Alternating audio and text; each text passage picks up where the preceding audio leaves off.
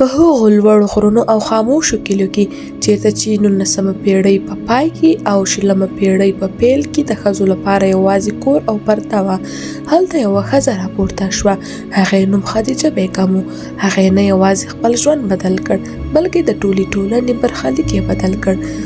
خدیجه بیګم په هغه وخت کې ژوند کاوه چې د نجونو لپاره ښوونځی یو خیال و، خو هغې وویل نه، هغې خپل زړه، خپل وخت او خپل ټول شتون د ښځو د تعلیم لپاره وقف کړ. د خپلې سیمې په هره کوڅه او هر کور کې د زده کړې څراغ بل کړ. هغې خپلې سیمې نجونو لپاره ښوونځي او زده کړې مرکزونه جوړ کړل.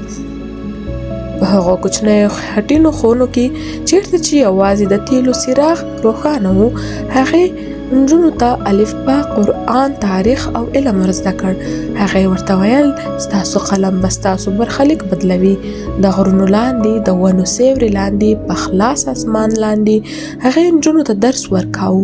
هغې ورته ویل زده کړه ستاسو حق دی، ستاسو طاقت دی، ستاسو راتلونکی دی. شپه به وه، ټول کلی به خاموش و، خو خدیجه بیګم به لا هم ویښه وه. د تیلو څراغ لاندې به یې کتابونه لوستل، نوټونه به یې جوړول او د سبا لپاره به یې پلان جوړاوه. هغه پوهېده چې یوازې هغه څوک چې زحمت باسي هغه بدلون راولي. هغې په یو لاس کې کتاب نیولی و او په بل لاس کې لانټرن. دا سمبول و د علم رڼا او د میړانې رڼا. هغې ټولې نجونو ته ویل که تاسو رڼا ولرئ نو تیاره به پخپله له منځه ځي. هغې په خپلې سیمې کوڅو کې تګ کاوه، کتابونه به یې په لاس کې وو او هر چا ته به یې امید ورکاوه.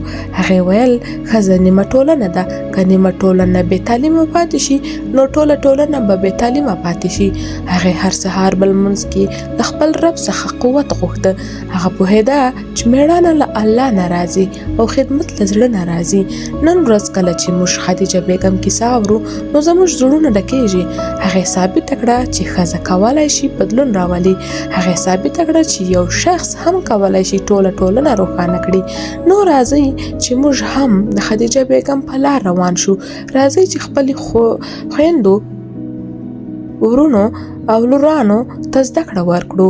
راځئ چې زحمت وباسو، میړانه وکړو او خدمت وکړو، ځکه چې هر هغه څوک چې د علم لپاره زحمت باسي هغه ټوله ټولنه بدلوي. خدیجه بیګم د افغان ښځو د تعلیم او میړانې سمبول.